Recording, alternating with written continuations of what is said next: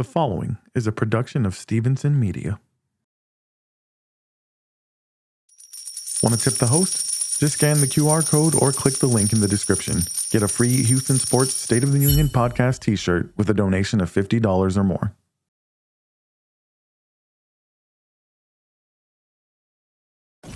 This is the Houston Sports State of the Union podcast. Ladies and gentlemen, the president of Houston Sports Nation, Nick Stevenson.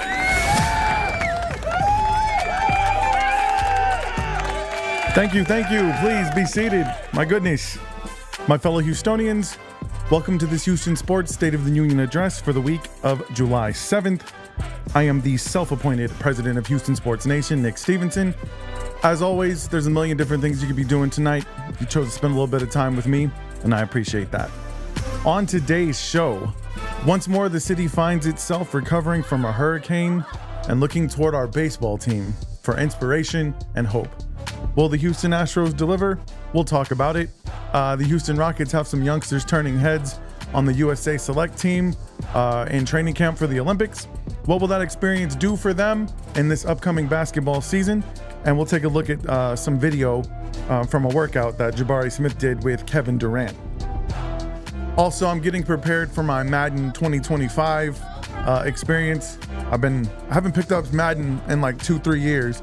So I downloaded Madden 24, got a little warm up, getting ready for my experience with hopefully P. Scott and Thomas Webb. Because what I'm hoping we're going to do is me represent H-Town and show you guys how to build a Super Bowl winning team from scratch. Well, maybe not from scratch, because the Texans should be pretty good this season. That, and I'm still opening the floor to AFC South Warzone. If anybody wants to come on and debate the AFC South, argue why you believe your team, not my team, is the future of the AFC South, then I will drop the link to you. All you got to do is DM me, and we will do this thing. Also, I'd love to take some calls along the way, and I'd love to give away some free swag. Maybe we can do some Houston sports trivia and give away a t-shirt. So that's what we got for the show today. Once again, I appreciate you guys so much for tuning in. Really quick, let me remind you of the ways you can support the show. One of them you're doing right now. Hopefully you're watching, you're listening. Hopefully you're sharing with your friends. Don't forget to follow, like, subscribe, hit notification bell, wherever you get your podcast fix, whether it be on YouTube, Twitch. I'm also live streaming on Facebook and X. And then the audio will be available shortly after this show is over. You can listen wherever you listen to podcasts, Apple, Spotify, iHeartRadio, and the likes. So thank you guys so much for doing that. That's the number one way you can support me, is just by continuing to watch and listen.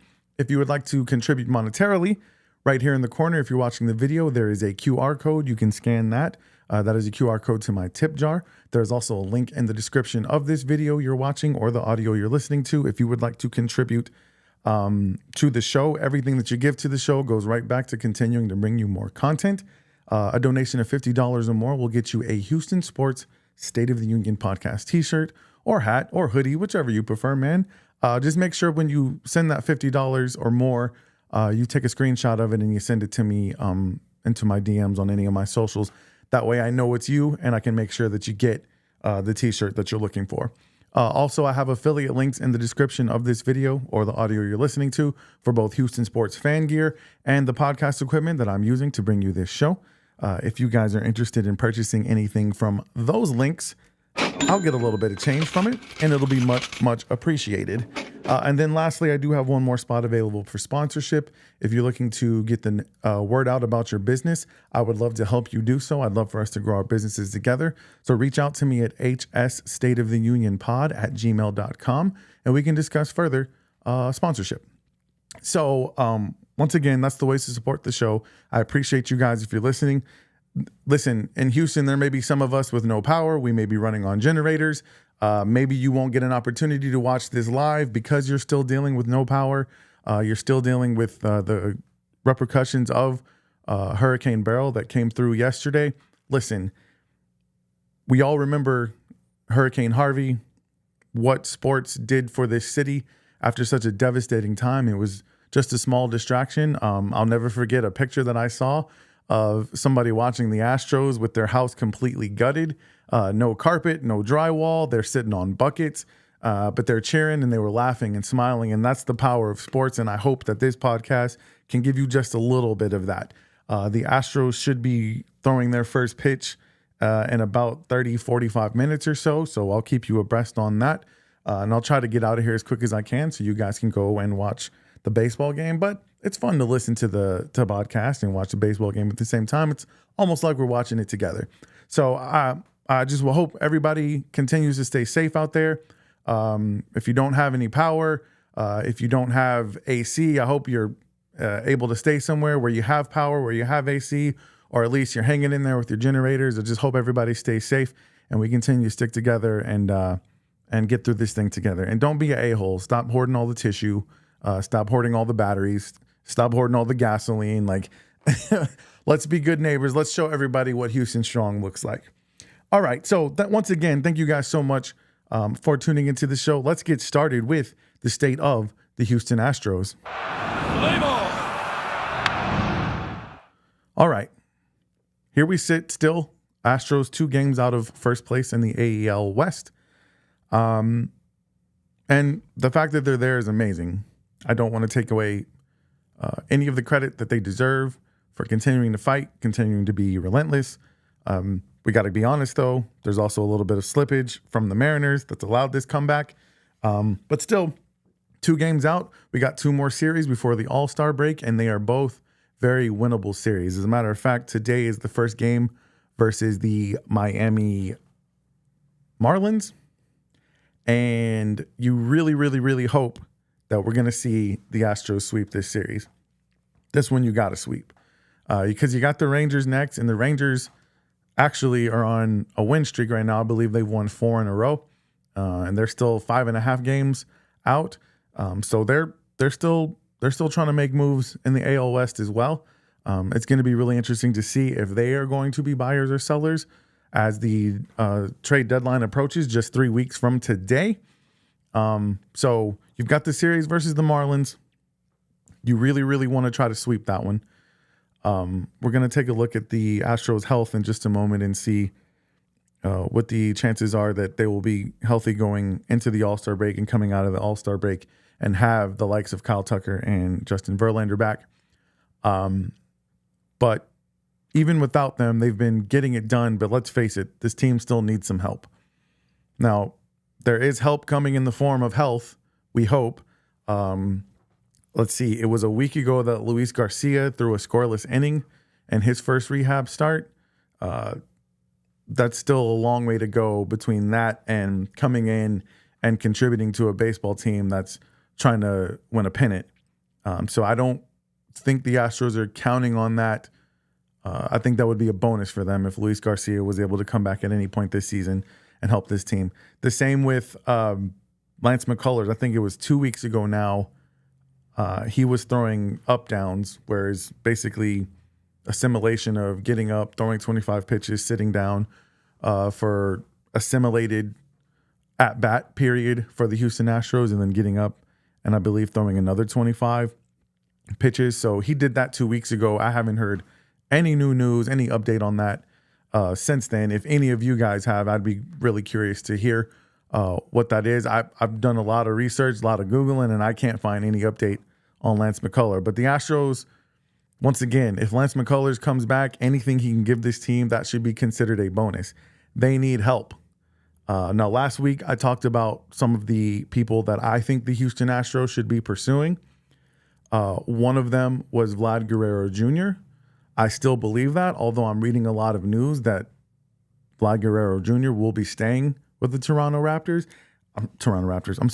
Blue Jays. Now, it is entirely possible that that's just smoke and mirrors because the Blue Jays want to raise the price tag on Vlad Guerrero Jr. in the event that they are able to trade him. I don't think I haven't read a whole lot about the Blue Jays trying to get rid of George Springer. Like I said last week, that George Springer suggestion for me was really more of just a morale boost, a cool feel-good story for the Houston Astros. And now, especially, that we once again are dealing with another hurricane, I think bringing George Springer back to this team once again. Like I said last week, you're not going to have to give up too much to get him. The price tag is probably pretty low right now. He's not having the greatest season, although he has started to pick it back up. And that may be part of the reason that the Blue Jays are trying to see if they should stand pat. I mean, they're not that far out of the wild card themselves, but still, there's no chance they're coming back in the AL East. They're like 13 games back, if I'm not mistaken, and 5.5 out of the wild card. So they've got some decisions to make. So it's possible that Guerrero Jr. may not be available. I've read the same about Pete Alonso, that the Mets are considering staying with him.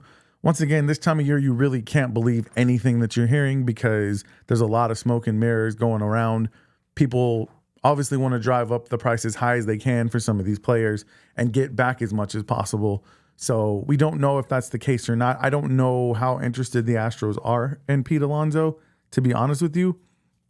But yeah, I mean, the fact of the matter is that really pitching is probably the biggest area that they need help right now. And that's why last week I suggested the Garrett Crochet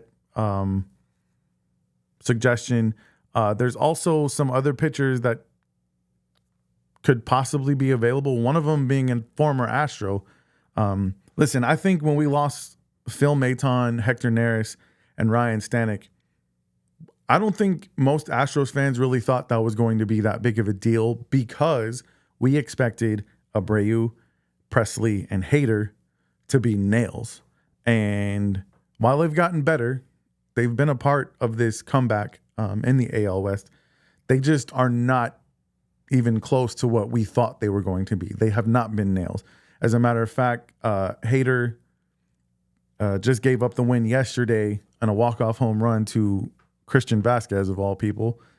Former Astro Christian Vasquez won the World Series in 2022 with the club. That's actually a player I was kind of hoping the Astros would bring back. But he came back to bite the hand that once fed him. And, you know, I'll say that pitch versus the Astros didn't lose the game where he gave up the grand slam to Correa. But it did make things interesting, obviously. Here's the thing. When I look at those two pitches, the pitch to Vasquez, it wasn't a great pitch. It's hard to say. It's hard to say that because obviously, like, I'm not a Major League Baseball pitcher. I can't throw 97 miles an hour at the bottom of the zone, but it caught a little bit too much of the zone. Christian Vasquez is a good hitter. He comes up big in clutch situations, as we've seen, as Red Sox fans have seen. And that's one of those. We've seen a lot of those from Hader since he's gotten to the Astros. A bullet fastball that just catches a little bit too much to the plate. And I'm sorry, but when you're a batter and you're coming up to face Josh Hader, you're expecting gas. You're looking for fastball. And so that's what he was looking for. He got it. And it's not like it was an absolute bomb. I mean, it barely scraped over the fence. But, you know, it cost us the game. And the Correa pitch, if you guys go back and watch that pitch is probably 6 inches inside at 97 miles an hour. At that point, man, you just got to chunk it up to the game. Like, Carlos Correa is just that good of a hitter. And I know the analytics say that's his cold zone, but man, if you're a Houston Astros fan, you have seen Carlos turn on inside fastballs many a times. The dude is just an incredible hitter, and he's clearly up there looking for fastball inside. And even though it was that far inside, man, his bat is good enough. He got to it and he hit it out, man. And that's, listen, all in all, I'm not making excuses for Hader. He needs to be better. He's not been as advertised, we'll say. But Josh Hader has had good moments. And he, don't get me wrong, he needs to get better. But I believe if the Astros can just solidify their starting rotation, I trust this bullpen to get their act together. You know, it's still, when it comes down to it, if you have Josh Hader versus the field and you need 3 outs, I'm still leaning in favor of Josh Hader. I think he's the one to get you those 3 outs. Presley's been really good. Abreu has been okay. But Presley's been getting through innings with unscathed. So I don't know if Joe Espada decides to make a change there or not. I want to give Joe Espada credit for sticking with his style, sticking with what he does. Here's what I know. We got to get rid of these bullpen games, man. So we need starters. We need pitchers who can eat up innings. And that's what I hope the Astros are looking for this trade deadline. And then we could use some help with the bats too. We could use some help at first base. Now, I was doing some research because, as I said before, it's possible that Guerrero and it's possible that Pete Alonso will not be available. I'm wondering if the Cardinals would be willing to part ways with Paul Goldschmidt. And I wonder how Astros fans feel about Paul Goldschmidt, if they think he would be a good addition to this team at first base. I found one really interesting that I hadn't thought about, and it was Jimmer Candelario, who is the first baseman for the Reds. Now, I want to show you real briefly Jimmer's stats. They don't jump off the page. It's definitely not Vlad Guerrero stats. He's hitting .243. He's got 14 home runs, 41 RBIs, and a .752 OPS. That's not going to the Hall of Fame by any means, but that's good production, better production than the Astros have had out of the first base position. And the good news about Candelario is he still has 2 years left on his deal and a club option for 2027. And that club option is only for $12 million. I think he's got 2 years of $15 million, and then that club option is for 12. So, and the good news about that is you're not going to have to give up top prospects to bring him in either. Chances are you get to keep Loperfado, and so he can still play the outfield. I think it would definitely be a good addition. I can't pretend to know whether Dana Brown is swinging for the fences or if he's. Here's the thing: if you swing for the fences, then you're just bringing in one big piece, right? But if you do small moves like this, maybe you can bring in multiple. Maybe you can bring in a Candelario. Maybe you can bring back Phil Maton. I don't know if Hector Neris is going to be available. Obviously, Ryan Stanek with the Mariners is right in the middle of a pennant race, or at least a race for the division. So he's probably not going anywhere. But that bullpen could use a little bit of shoring up as well. So maybe you do the Crochet deal and then bring back Phil Maton and maybe Candelario. And now you're bringing in 3 pieces versus putting all your eggs in the Vlad Guerrero Jr. basket and then hoping that some of your pitchers get healthy and can help you this postseason. It's just, what are the Astros trying to do? Are they trying to win the division this year and get to the playoffs, or are they trying to be competitive in the playoffs? I guess we'll have to wait and see. But I think Candelario would be a good, serviceable, decent bat, a little bit of power, serviceable defense. Right now, he has made 11 errors this season. He's got a fielding percentage of .958. That's better than what you were getting with Abreu, that's for sure. And then there's also rumors that the Cubs might be looking to part ways with Cody Bellinger. I actually was talking to my good friend Sean Selman about that at work because he's a huge Cubs fan. And the Cubs, like the Astros, started this huge slide. They're not quite out of it yet, but they're just about out of it. So I'm wondering how Astros fans would feel about the Astros bringing in somebody like Cody Bellinger. Cody Bellinger, to me, is a really similar player to Kyle Tucker. They have similar swings, similar builds, similar skill sets. And you could plug Cody Bellinger in. He can play center field. He can also play first base. I mean, he's basically like an all-star version of Loperfado. You're probably giving up Loperfado though if you're trying to get Cody Bellinger, and Cody Bellinger will probably cost you some of your other prospects as well. So the question is, man, what are the Astros going to do? And just how does Dana Brown have that move in him? similar to 2017 when they brought in Justin Verlander, or 2019 when they brought in Zach Greinke? Does he have that move in him that pushes the Astros over the top and puts them back into contention, not just for winning the division, but for hanging another banner, winning the whole shebang-a-bang? Does he have a Vlad Guerrero move or a Garrett Crochet move? We shall see, because honestly, I want to give you guys the state of the Houston Astros, but that's in flux right now. I would say the state of the Houston Astros really hangs in the balance with the answer to the question of, Dana Brown, what do you got for me, man? What are you going to do? The hopes and dreams and of lifting the spirits of the city are resting with you, sir. Can we win another title after another hurricane devastates the city? That's the question that is yet to be answered. So I'm curious to hear what you guys think. If there's any players that I did not mention, if you're not watching live, if you want to go onto the socials and comment on the Houston Sports Nation page, let me know what players out there you think the Houston Astros should be going after in order to increase their odds of being able to get back to another ALCS, back to another World Series, and hopefully hanging up another banner inside of Minute Maid Park. All right. Thank you guys so much. Let's move on to the state of the Houston Rockets. Okay. Franz Wagner and his Volkswagen. Franz Wagner and Cade Cunningham now both have gotten 5-year max extensions that rookies are eligible for after their first 3 seasons.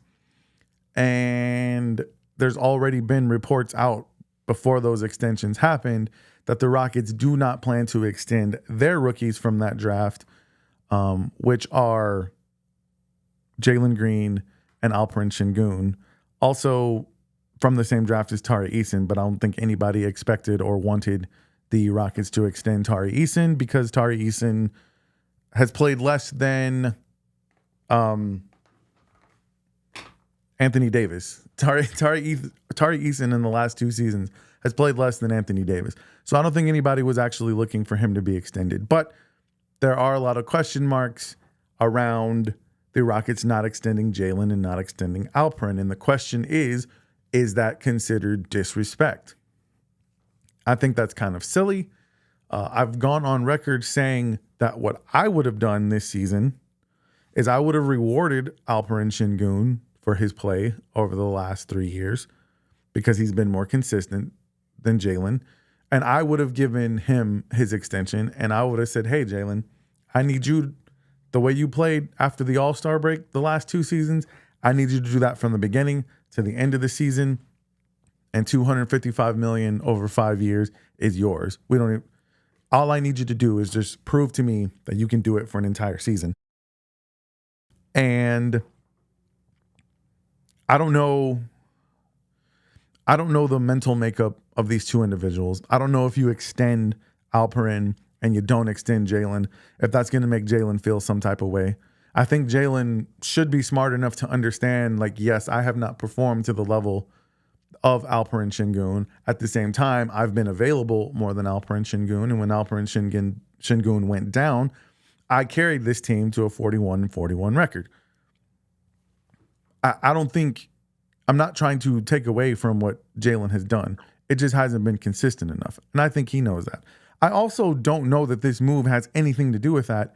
I think the Rockets are trying to do what's best for the Rockets. And I know that these moves have some type of financial ramification that we probably don't even understand.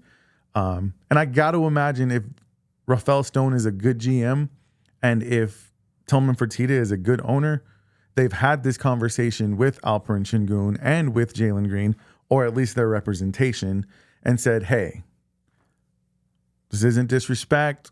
Let's calm down. You guys are going to get your max extension eventually. Here's the reason we're not doing it now.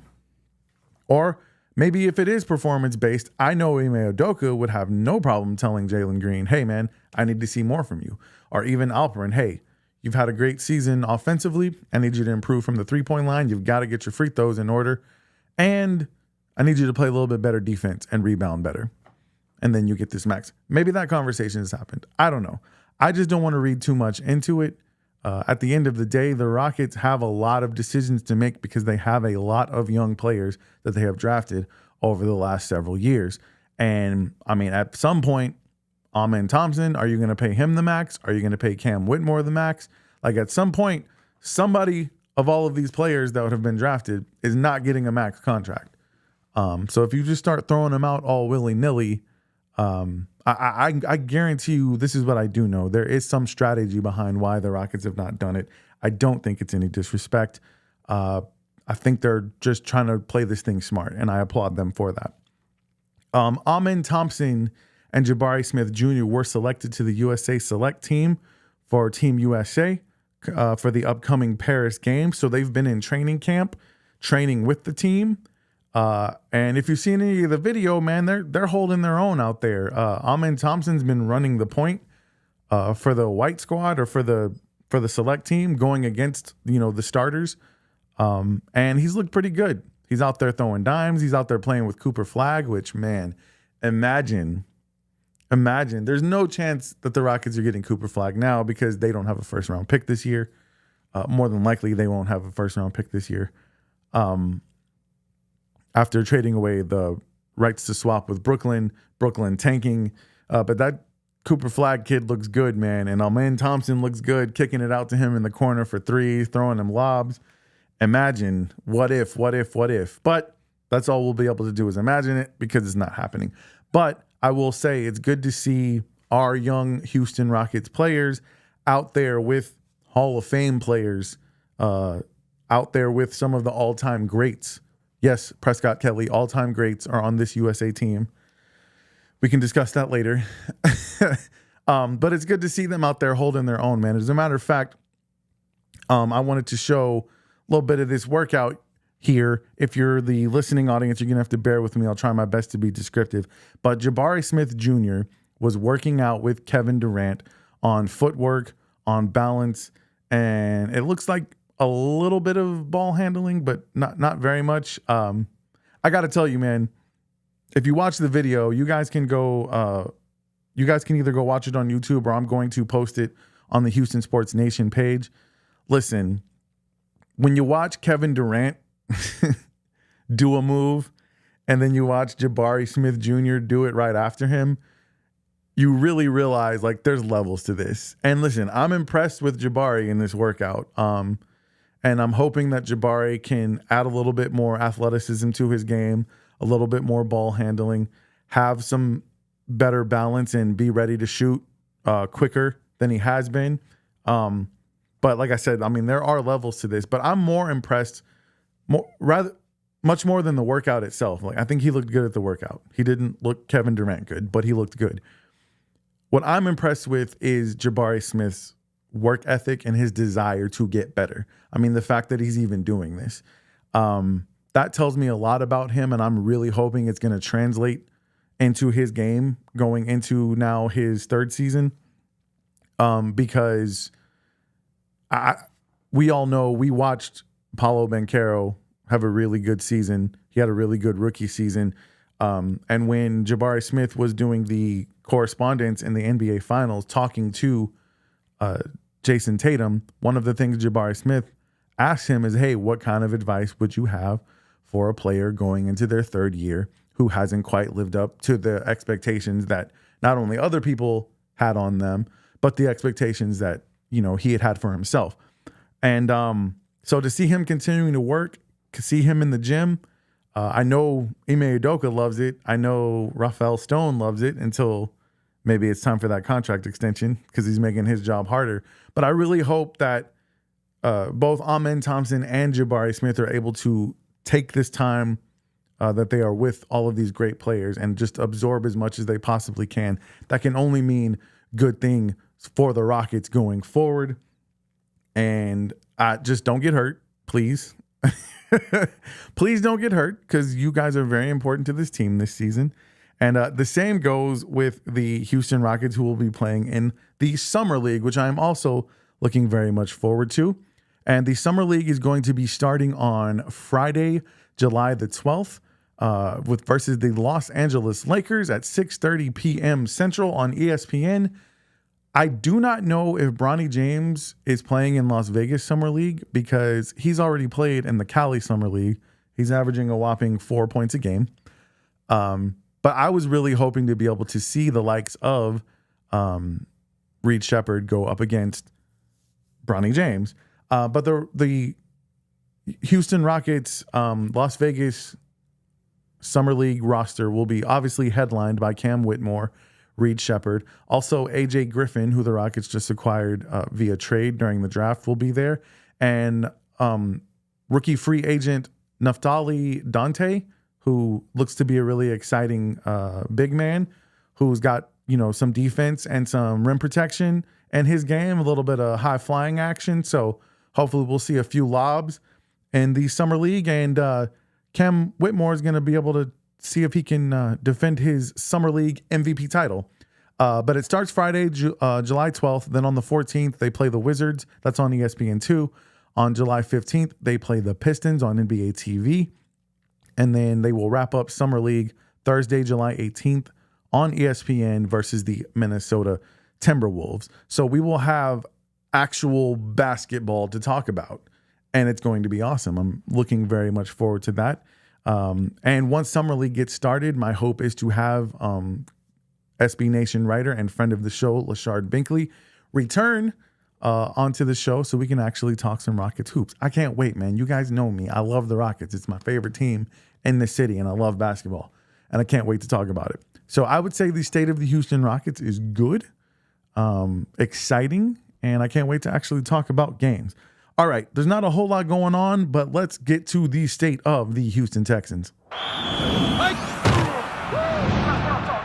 Okay, I have more fodder for AFC South Warzone, and if anybody in the AFC South Warzone wants to come on the show, I believe AFC South Warzone allowed the show to be streaming on their page, which I very much appreciate. Listen, to the moderators there and the admins, look, I know we talk a lot of crap. I'm pretty sure that's why you started that page in the first place. But at the end of the day, it's just sports. It's supposed to be all fun and games. Hopefully it doesn't get too serious. But I take my sports debate serious, and I think that a lot of you guys are out of your weight class, but I would love for you guys to come on this show and prove me wrong. Like, we can do that. So I'm actually going to go in to and see if there's anybody who wants to come on. I'm offering them. Yeah, as I thought, most of them are like, no, I'm cool. And that's good, man. That's cool. I mean, you'll have your opportunity every week. I'm going to invite you until you come on. And we can have this debate about who is the future of the AFC South. But I have more fodder for them because as I was going through, and I've been watching lots of videos of Christ Jesus Stroud as he is cooking up the defenses of the NFL last year. And I love running into all of the items of history that CJ Stroud accomplished, whether it be the first one to rookie to have a comeback and lead in yards in a game, touchdowns in a game that was against the Bucks. Yeah, that was a comeback game against the Bucks. Most touchdowns by a rookie in a game, most yards by a rookie in a game in that comeback. He continues to, every time you Google CJ Stroud, that's all you guys got to do. His rookie season was one of the most impressive rookie seasons of any rookie ever. And for some reason, the AFC South Warzone squad, like, they just can't deal with it. They can't accept it. It's okay, man. Like, it doesn't mean your team's terrible just because our quarterback is probably going to be great. And I'm saying probably because it's only one season. I'm reasonable. I know that CJ has to come back and prove that he can do it again and again and again. I've already gone over the list of quarterbacks who had great rookie seasons. Some of them had great second seasons and then fell off the face of the earth. I get that. I don't think CJ is going to be that dude, but I know it's a possibility. But all I have to say is, like, it's not a slight on your team if you just acknowledge what CJ Stroud did last season. And let me share just one more thing about that season that made it great. Right now, Pro Football Focus has CJ Stroud as the second most clutch quarterback in all of football, behind the new GOAT, Patrick Mahomes. And listen, that's not just hyperbole, because last season there was no quarterback who was more clutch than CJ Stroud. As a matter of fact, according to CBS Sports, the Texans converted on 6 of 8 game-tying or go-ahead drive chances late with Stroud under center. His numbers in those situations were phenomenal: 77% completion rate, 10.7 yards per attempt, and a passer rating of 139.5. Listen, CJ Stroud is that dude, especially in the clutch. It's okay for you to admit that. You watched it. You watched it happen on your field. You watched it happen on our field. It is okay. It's okay. You don't have to be upset about it. It doesn't mean that you don't have a chance, because as I've said before, when my good friend Thomas was on last week, he's a Titans fan. We both had to admit that this AFC South has been a trash division for years now. It's really not even a question. They have the worst winning percentage of all of the other divisions over the last decade or so. And last season they had the worst win percentage, and we won 10 games, and that was enough to win the division. Listen, I'm not one of those Texans fans who believes that the Texans I'm sorry. I believe there's a chance the Texans will be dominating the AFC South for several years to come. But I also believe the AFC South is going to be a much, much better division than it has been in the past. I've said I don't know enough about Anthony Richardson to know if he's going to be good. I don't know enough about Will Levis to know if he's going to be good. I feel like we've seen enough of Trevor Lawrence to realize he's actually not as good as we thought he was going to be. And I think we've seen enough of CJ Stroud to know he is at least, at minimum, going to be good. If any of you would like to come on this show, and whether you're going to make it tonight or whether you're going to make it in the future, I would love for you to come on this show and have this debate. We're going to be nice to one another. We're going to be respectful. We're going to keep the language at somewhere between PG and PG-13, because I do have sponsors to answer for, and I want this to be a family show. I want the kids to become fans of Houston sports teams if they're living in the city of Houston. If all of a sudden kids in Indianapolis or kids in Jacksonville or kids in Nashville want to start listening to the show, listen to me, kids. I expect you to be a fan of the team where you live, because in my estimation, in my opinion, sports is supposed to be a regional thing. So if I go on a Facebook group and it's full of fans from all over the AFC South, I expect you to rep 10 toes down. I expect you to want to see the downfall of my team, because I want to see the downfall of your team as well. The one thing I will do that some of you refuse to do is I'm going to give your team the respect that they earn from me. I will give your team the respect that they earn from me. But last season, there was not a team in the AFC South that made me say, oh man, they're going to be a problem. With the exception, I will say, Anthony Richardson in the third game of the season? Second or third game of the season? Now I can't remember. Anthony Richardson, before he got hurt, was balling out, and he was beating up on the Texans. Now, CJ wasn't CJ yet. CJ was still trying to get into the groove, but Anthony Richardson was just out there playing ball, and that's probably what got him hurt. If he can get it under control and learn to be smarter with his running, similar to Lamar Jackson, I think he's going to be amazing. DJ Mulatto in the building. He wants me to send him the link. Give me just a second, bro. I'll send it to you. I know you got some things to say about AFC South, about the AFC South war zone. I don't know why they're so scared though, man. Like it doesn't make sense to me. I'm putting the link in the description on all of these videos right now, or in the comments section. So that means anybody can hop in. But I'm dropping the link right now. My brother Josh wants to hop in, talk some Houston Texans. I'm cool with that. I'm also going to be opening up the phone lines. If any of you in the AFC South don't want to show your face in the AFC South war zone, don't want to show your face, but we're interested in calling in and offering up your opinion, I'll listen to it. I'm down with that. So as a matter of fact, this is what I'm going to do. I'm going to take a quick break real quick. Let me play a trailer really fast. I'm going to take a quick break. I'm going to get Josh in here, and I'm going to see if there's anybody else in that group who wants to join the show. Give me just a moment.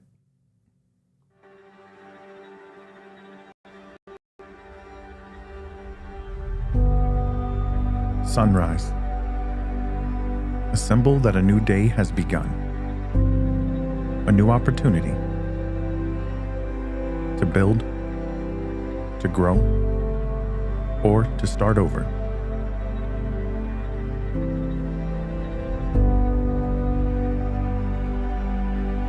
The sun will rise some nearly 30,000 times in the average person's lifespan. But how many of you take in the time to stop and appreciate?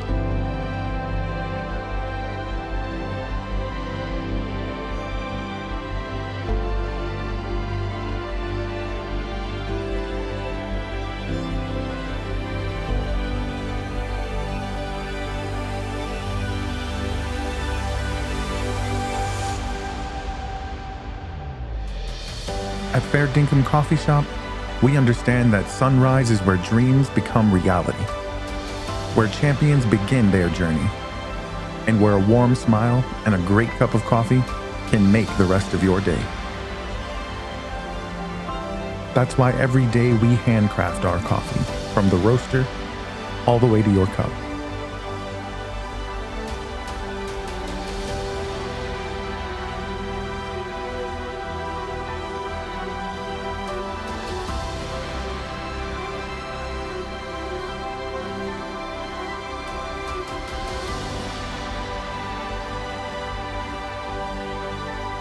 Why is it our mission to make you a great cup of coffee and put a smile on your face? Well, for us, that's like watching the sun come up. Fair Dinkum Coffee Shop. Make the best of your sunrise. Proudly serving Wimberley, Texas.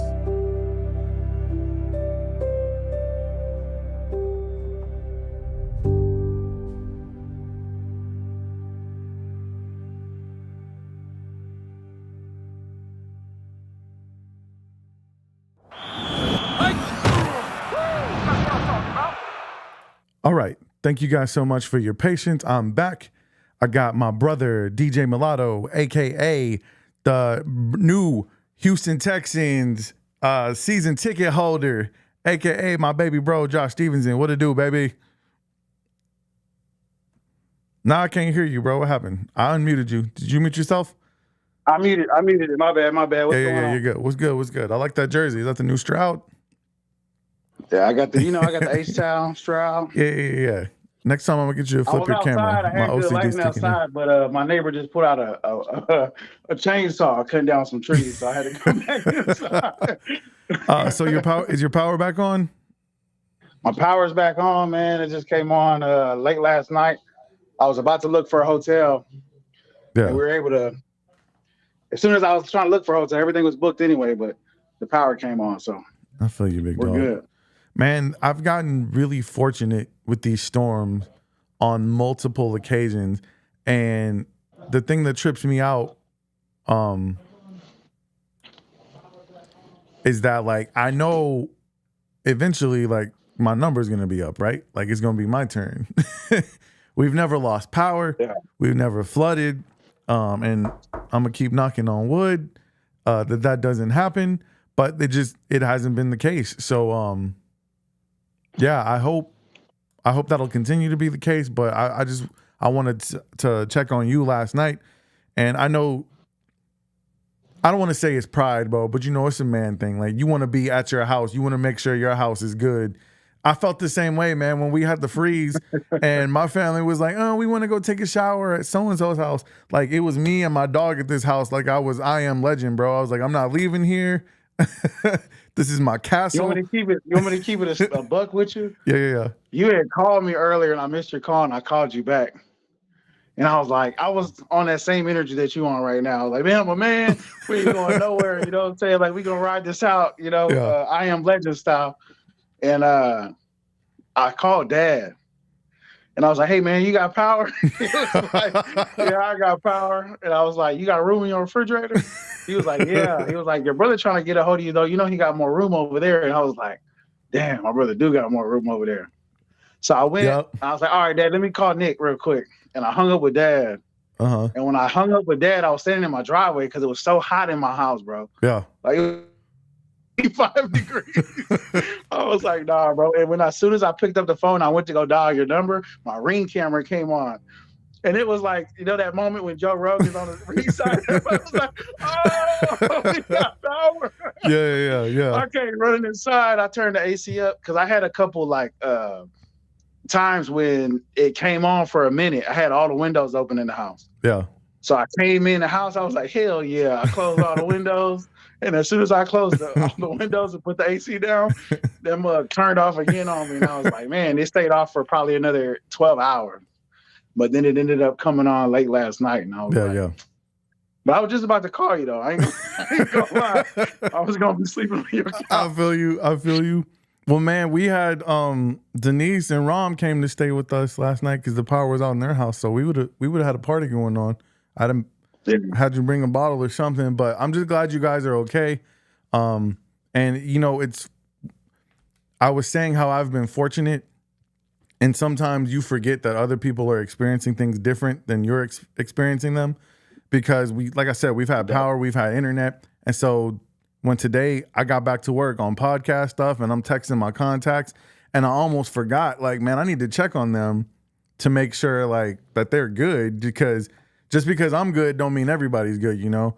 And I felt bad about that, man, because I reached out to Steve and Terry. I was like, hey, man, we shooting a commercial today? And I was like, wait, I need to check and make sure like a tree didn't fall on his house or something. He was like, man, I ain't never killing this fool roaches again. For real, man. So then they just moved into a new building and it took on water and they lost power. So I was like, man, that's my bad. Like, I found that out after speaking to him, but I was like, man, I just wanted to apologize. Like, I didn't realize, because everything was good here. Like, it's not like that everywhere else. And I don't really be on social media like that unless I'm, you know, promoting the show and stuff like that. So it took me watching the news and then getting on social media and kind of looking around and being like, oh, dang, like this is kind of a big deal. So, and I said before I started the show, man, hopefully everybody's doing well. Hopefully everybody can just take a little time to watch the show, distract them a little bit. You know, sports is one of the things that always gives us a good distraction when life is hitting too heavy. And I don't know if you were watching earlier, but I was doing the comparison of Hurricane Harvey to the Astros in 2017. Astros are trying to make some moves this season. And I know this was nowhere near as devastating as Harvey, at least not on as big of a scale. I'm sure there's some people who, you know, who still lost everything, and there's people who've died, you know. And when the hurricane was coming through Jamaica and Mexico, like, I mean, it was devastating. But at the same time, for us, you know, I don't know if you ever saw that picture of after Hurricane Harvey, there was a family, their house was completely gutted. They have no carpet, no sheetrock, no nothing. They're sitting on 2 buckets and they got the TV plugged in and they're watching the Astros, drinking beer, and they're smiling and laughing. And it's like, that little distraction is just what they needed at that time, and it was huge for the Astros to do what they did.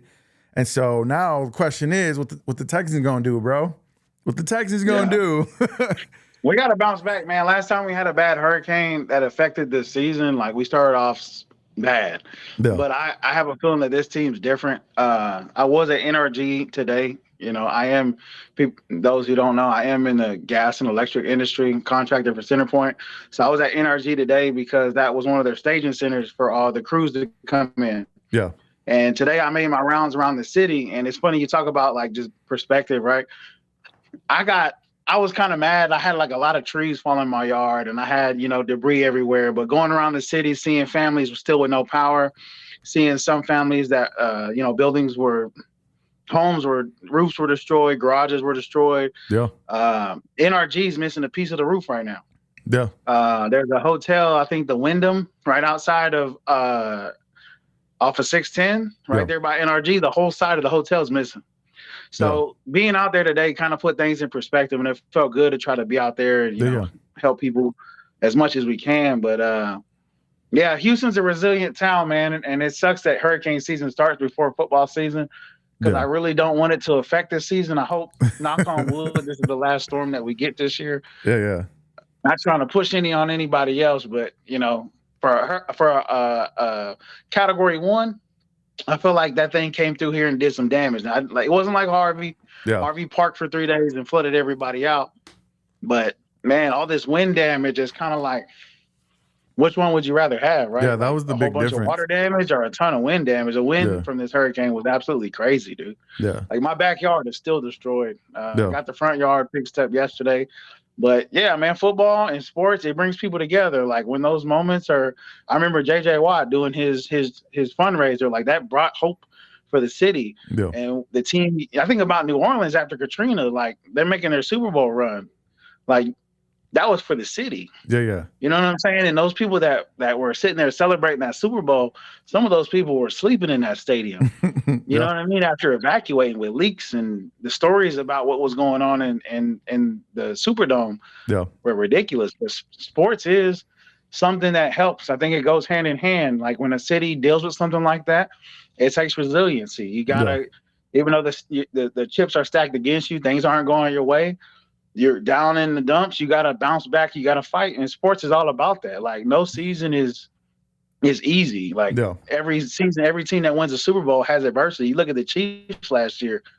In the middle of the season, a lot of people wrote the Chiefs off. Yeah, for sure. Their defense helped carry them back into the playoffs and helped them make a run, and they did what they did. But man, sports and life, and especially natural disasters and stuff like that. That's one thing the city looks for hope. Is the Astros, is the Rockets.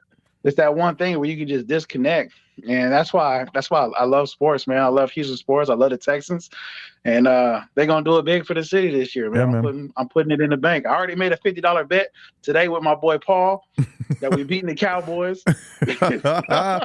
Did you tell Paul that I had the Cowboys beating us when I did our schedule? Nah, I didn't tell him that. Today was actually his he turned, I think, 34 today. So I pulled up on him and we got to talking and we started talking about football. Of course, one of my best friends, he a big Cowboys fan. And he was like, man, you remember the last time we watched the Texans and the Cowboys? This was back when 2014 when Ryan Fitzpatrick was there. Yeah. And he was like, man, you was crying. You was talking all that noise. I said, bro, we almost beat you with Ryan Fitzpatrick, bro. Like, I'm not trying to brag about an almost win, but I remember Romo pulled some crazy stuff at the end of the game to win that game. That was a really close game. So I'm looking forward to that game. But all right, you mentioned. I know you were talking about the AFC South war zone. I'm still waiting. Okay, so I don't know if you watched last week, but Thomas Webb is a Titans fan. He came on and he was cool, bro. Did. Yeah, he was cool, bro. I did. He was cool. And he wasn't. I've been on that page, and I tell people my brother is always inviting me to the most toxic Facebook groups on the planet, where they just do no. They don't do I'm nothing. proud of you because I invited you to some stupid groups, and I know you're like, bro, why are you inviting me to this? But I know that I think with this group, the passion for sports makes you deal with some shit you wouldn't deal with in other groups because it's good. Like I love the energy. Some people get on there and they just talk nonsense, but there's some diehard fans. There's some realistic fans. Yeah. But at the end of the day, bro, it's the off season. Ain't nothing to do but to take shots and talk shit. Once the season gets going, I mean, that's when I think that group will be fun. That's why I wanted you to join me. For sure. I thought it was cool to see some of the guys get on the podcast. I'm gonna try to get last week. That guy was. I'm gonna try to get more of them too. So you brought up JJ Watt. I need to ask you, bro. Like, is JJ Watt just gonna come on and come back to the team or what? Have you seen? I don't know if you're gonna be able to see it. I'm about to put up a picture of JJ Watt. The listening audience is gonna have to bear with me. I'll try to be descriptive. Look at this shit. This man. Okay, if you're listening, let me describe. It's just muscles and a pair of booty shorts. And some tennis shoes. That's all it is. And I mean, JJ Watt's got like a perfectly manicured yard in the back. He's got his golf cart right there. This dude, he's in shape, bro. He wants to play. Like, is he just trying to miss training camp? What's going on? Like, I cannot. This dude has to be. There's only one reason to stay in that kind of shape, dude. You don't stay in that kind of shape so you could do CBS halftime show, bro. So, what are your thoughts? I know. You saw the video I showed where I felt like D'Amico was kind of calling his bluff and calling him out like, yeah, I need him now. So What are your thoughts on it? Sorry about that. Now you good. In my opinion, at first when I started hearing the JJ Watt hype coming back, I thought it was clout. It was just getting attention to the team. But I was actually talking about this today with my boss. I really think him and D'Amico been talking behind closed doors, and I think that JJ sees an opportunity. You got to realize when JJ's rookie year was the first year that this team had tasted any kind of success in the playoffs, and that's when his career took off. The pick 6 against Cincinnati. Yeah. And I don't think JJ wanted more than anything but to bring a Super Bowl to Houston. Yeah. And you got to realize that Matt Schaub was our quarterback. Yeah, he played the playoffs. Everybody thinks about TJ Yates playing that playoff. He came from the Matt Schaub era, Ryan Fitzpatrick, Ryan Mallett, Brian Hoyer. JJ held it down in all his peak seasons. He went through all of that. And they had an elite defense a lot of those years. And him and that defense did everything in their power to put that team in position to win a ring. Yeah. So you got to be thinking about it. He's around this building and he's seeing CJ Stroud, and he's got to be looking at this kid like, hey, this is a 1 in a million dude. There's some dogs on this defense. And he can play. Man, I might just come back and just see what happens. Yeah. I think he just wants to miss training camp, bro. Even if he doesn't win a ring this year, if he comes back, I think that he'll leave it all on the field. He can retire in peace. I think the only thing that's holding him back is that he knows is if he just stays retired, it's just a matter of time. If he comes back, it's going to extend the time it's going to take him to get into the Pro Football Hall of Fame. I'm telling you, bro. Go look at that picture that I just showed when you get an opportunity. The dude is -2% body fat. It's just ass and muscles. That's all it is. Okay, so let me ask you a question. Even if JJ wants you don't be in that kind of shape for no reason. But look, I'm gonna ask you a question. Even if JJ's in shape because he wants to come back, is he I'm gonna skip training camp and come back week 1? Or is he like, I'm going to sit around and I'm going to stay in shape, wait till week 10, 11, 12, and just see what's happening. And if y'all can make a playoff run, I'll come play 4 or 5 games. That's basically, that's basically what he said. And that's my thing. And I've said that on this show before. I don't think JJ loves, don't get me wrong. I know JJ loved football when he played. You had to go through all the injuries he went through. Everything he went through, he got held on every play. I know JJ loved the game of football, and he probably still loves the game of football, but he don't love it like he used to love it. You know what I mean? He don't love it go to practice and be in the heat during training camp and sit, have to do all the bathtub training and do all the I think he loves that, bro, because I think he's a football guy. He loves that camaraderie. What I think he doesn't love is a 17-week season. You know what I mean? Exactly. That's a long time. If he comes out week 1 and he plays great, and even if the Texans go to win a Super Bowl, if he's injured and he can't play, it's not going to mean as much as him. He wants to play playoff. He wants to play meaningful football. Yeah. He wants to get that game-changing sack against Lamar Jackson, against Joe Burrow, against Josh Allen, against Patrick Mahomes in the playoffs. That changes. That's what he wants. He doesn't want to come back week 1 through 7. And that's another thing, man. I think if you saw him on Pat McAfee, he actually brought up getting injured. I think that's a real fear of his, bro. Think of he's had some devastating injuries in his career. His pectoral muscle. Him breaking his leg, bro, and crying coming off the field. Yeah, you hurt for that dude because nobody laid it on the line like JJ. He ripped his quad off the bone. His pectoral muscle got ripped off the bone. He's had some horrible injuries, bro. I think probably the broken leg is the least of them all. So I'm sure that's in the back of his mind too. On every play, dude.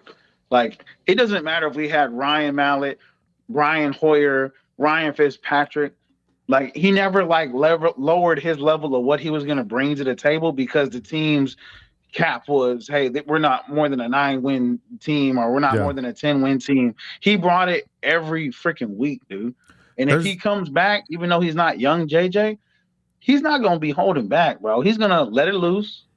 He's not going to play scared. And that's a lot to ask at his body, what it's been through for 17 weeks. Yeah. Here's my thing. On top of the playoff. I think there's a less chance of him getting hurt for the simple fact that he don't have to be on the field for every down on this team. True. On this team, he can come in, be a third down specialist, or, you know, come in goal line packages, whatever. Like, I think. But you know the problem? I think if he was gonna do it, he would have done it, bro. He would have done it. I think if he was gonna do it, he would have done it.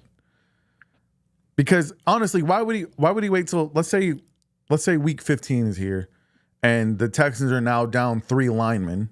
JJ Watt's not making a difference now. Like the way for him to, and I mentioned this on this show before, if he waits until Danielle Hunter is on IR and Will Anderson Jr. is on IR and like now all of a sudden this team has a desperate need for pass rushing, you're gonna come back now when it ain't even gonna matter. Now you're just gonna get all beat up. But now you're not winning the Super Bowl anyway. So what are you coming back for? I'm gonna come back. That's what I'm saying. And D'Amico called his bluff. D'Amico said, "I need him now because he's much more valuable now than if half your team is on IR. Like he's not making a difference at that point. Like if all of the D line is hurt, JJ Watt is not gonna save the day. And all of a sudden, like if this team has Super Bowl aspirations, his best shot to win a Super Bowl is to come now during training camp and be on this team. And maybe he can have like a special, you remember when, you probably don't remember because this was the early 2000s. Whenever Roger Clemens came back for the Astros, he had like a whole separate deal. He didn't have to go to road games that he wasn't pitching. He had his own plane. Like he did whatever he wanted to. Like you can set that up for JJ. Like, hey man, and that'll preserve him. But the best chance for him to do something special that he's never done before is not to wait till half the team's on IR and then come back and then maybe end up getting hurt yourself. The best chance is right now. Like, be a part of this team. You don't have to be an every down player. You can play, JJ can play nose tackle. You know, he can play on the inside. He can play all over. So, I don't know. I don't think he's going to do it, man. I think he would if everybody got hurt, but to me, that just doesn't make sense. I think if everybody got hurt, he would come back and play, but it just doesn't make sense. The best way to do it is to just join the team now. But I don't know, man. We'll see what happens.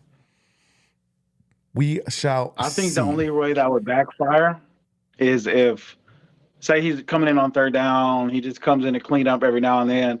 Most of the time, you got Danielle Hunter out there, you got Anderson out there. When the Texans get into those games, they got those one possession. You're starting to break up, Josh. Hold on a second. And then, all right. Can you hear me? And then, all right. Turn my Wi-Fi. I can hear me. Ooh, I don't know if it's gonna work, brother. All right, I lost him. We'll see if he comes back. But I'm glad we had that conversation. Many of you are probably having similar issues with your Wi-Fi and whatnot. I'm going to try to get him back on here in a minute. Give me just a second, Josh. But no, I think if JJ Watt were going to have the best chance to do something special, it would be come on the team now. I just don't think he wants to play football that bad. Josh, are you there? I'm here. My picture looks frozen, but I'm here. Okay, there you are. All right, let me go ahead. Yeah. Let me let you wrap up your point on JJ Watt before I've been going about an hour. We got the Astros coming on pretty soon here, so let me go ahead and have you wrap up your point with JJ Watt, and then shoot your best challenge to the AFC South War Zone. I need somebody to come on this show and debate both of us. Get our Stephen A. Smith on. JJ Watt, I just think that if he comes in from the beginning of the season as a third down guy in those close games, when it comes down to the wire where CJ has this miraculous drive and the other team has a possession, you're not keeping JJ off the field. He's going to want to be in the play game to make those game-changing plays. He's going to want to strip sack the quarterback. He's not coming off the field, though. He's not. And in those situations, like last year, we had a lot of close games. So you got to contribute that. He's not going to be like, hey, all right, man, you hit your snap count. We need you to get off the field. No, in those close games, when the games mean something against the Ravens, against the Bills, he's going to want to be in those games. And as far as the AFC South war zone, what time does training camp start? I really want. When does training camp start? There's still time. Maybe he'll join the team at the beginning. Do you remember what day training camp starts? You're a season ticket holder, bro. I'm depending on you. The date, no, because I missed my email and I didn't get no freaking tickets to camp, and I was pissed. But I know it's coming up soon because they have the first game they play is the Hall of Fame. Remember, they got 4 preseason games this year. Yeah. They're going to play the Hall of Fame game, which I'm looking forward to Andre Johnson going into the Hall. That's going to be amazing. Okay. But so as far as the AFC what if South he signs? What if he signs like the day before the Hall of Fame game, and like that? I don't know. It's hopeful thinking. I think Texans fans want to see JJ on this team because we know this team has a chance to do something special. I just don't know, man. I just don't know. If I was JJ, like if I would just think about getting people just in wait till the Super Bowl. Don't play week 1 against the Colts. You sign in week 2, right? You got a home game Sunday night against the Bears. Right. You do the defensive starting lineups at night on Sunday Night Football. You put out everybody except for JJ. And then you have that motherfucker just turn up for the announcer to be loud, like, returning to the Houston Texans. Bro, the stadium loses their mind and they blow out the Bears by 50 points. There's no way they lose that game. I was at the Steelers game when he retired. They held the Steelers to 2 field goals. Him being in the building means something. Okay. Like, as you're a defender, if you see one of the greatest players in your franchise history, you're going to want to show out, bro. Like, it's like Jordan being on the sideline. You play for the Bulls. You're going to try to play your best game you ever had. You don't want to look sorry in front of that dude. So, right. Man, whatever JJ does, even if he just comes back I just hope he's involved, even if he's not a player. I hope they give him a role in the team, him and Andre Johnson, where he's a part of the franchise in some shape, way, or manner, that if they do win a ring, those guys get rings because they deserve it more than anybody. Oh, yeah, they will. It'll be the same thing the Astros did for Biggio and Bagwell, for sure. All right, Absolutely. So I don't know if you know, but this show is actually posted on AFC South Warzone. So some haters are probably trying to pretend they not watching, but they watching, I shared it. I shared it too. There's some haters over there pretending they're not watching, but y'all don't know. I can see who's watching this show right now. So I see y'all looking. I want you to go ahead and shoot your best challenge to anybody in the AFC South Warzone group. We already had a Titans fan came on, and he represented y'all very well. If any other Titans fans want to come on, you're welcome. But I'm specifically calling out Colts and Jaguars fans. Y'all been talking a lot of mess about your quarterback versus our quarterback, our weak schedule last season, CJ fraud. Look, it's real easy to do that stuff behind the keyboards. But do you got what it takes to show your face and put your name on it? Josh, go ahead. I would say this. We had one type of Titans fans on the show. We had a cool Titans fan. Right. I want them dumbasses that be talking about Will Levis is the next Tom Brady. And I want to talk to them to see if that's really how they feel, because I remember draft night. I remember all the Titans fans wanting CJ Stroud. Yes, I remember 100%. all the Titans fans be like, man, I hope they don't take Levis. And I get it. Levis had a couple good games. I hope he does well. I honestly, if I'm real with you, as a fan of football and a fan of the Texans, I want the whole division to be good. So football season is good. It's coming down to the wire. That last game of the season against the divisional rival means something. Right. That was pretty dope last year. I like that. Yeah. But this whole division's been trash, so I'm ready for it to be good. And I'm tired of us winning the division and everybody saying, oh, well, you only won because your division's trash. That's why I want the division to be good. To all the Colts fans who be like, oh, y'all wouldn't have won that last game if we wouldn't have put our backup in and he dropped the ball. Like, okay, first of all, bro, that's your dumbass coaching staff. You need to be mad at your own team, bro. That was stupid. Yeah, Tyler Goodson. Don't be mad that Tyler my team Goodson game playing better than your team. Yeah. I'm sorry, because Jonathan Taylor was running the ball down our throats, bro. And you put in Tyler Goodson. He did, bro. And you put in Tyler Goodson for the most important play of the game. No wonder you're, bro. I'm sorry. So that's another thing. As far as Jags fans, man, the Jags suck. You know what I have to do? You cannot. I don't care if you've been to an AFC Championship. Like, oh, we've been to AFC Championship. Oh, we're the only team that done this. We're the only team that done that. Like, bro, you're the only team I've ever seen let a fullback muff a kickoff and run that bitch back for a 100-yard touchdown. Like, bro, your team is trash, bro. And you guys had every opportunity to win that division. You guys blew it. Yeah, for sure. Blew it. So. For sure. You remember Jonathan and Stacey Hughes, right? Yeah. Okay, so Jonathan's a Jags fan and Stacey's a Colts fan. So I talked to them today. I'm gonna have them come on the show. They'll be the reasonable Jaguars and the reasonable Colts fans, and then we'll try to get some of these AFC South Warzone dudes. The one Jags fan is the one. His name, I think his name is CJ, and maybe that's what makes him mad. Is because he probably really is a CJ Stroud fan. But I told him today, man, like he's the one who posted what was more impressive, Trevor Lawrence beating the Chargers in that comeback win, or CJ Stroud. And I'm like, CJ Stroud beat the brakes off the number one defense in the NFL, and he threw for what, 200 something yards, 3 touchdowns, no interceptions. He didn't even have to play the second half. Like, Trevor Lawrence was down by what they come back by, like 28? They were down by something crazy. But that's because he was trash in the first half, bro. Like, you can't act like that first half didn't happen. He was trash in that game. And so he said, you think beating the number one defense is more impressive than beating a top 10 quarterback? And I'm like, yes, because it's the number one defense. The quarterbacks are never on the field at the same time. So it doesn't matter, like, who the quarterback you're playing is. CJ Stroud went up against the number one defense in his first playoff game as a rookie and dominated. Yes, that is way more impressive than you having to make a miracle comeback on the Chargers. Like, I'm sorry. It's just like the Chargers choked that game away just as much as the Jags won it, if you want to keep it 100. So, because he was like, well, what about those 2 pick sixes? I didn't know that CJ played defense. I was like, okay, bro, but we scored 45 points. You're talking about 12 points out of 45 points. And he's like, actually, it's 14. I was like, bro, the defense don't kick extra points. You want to be technical.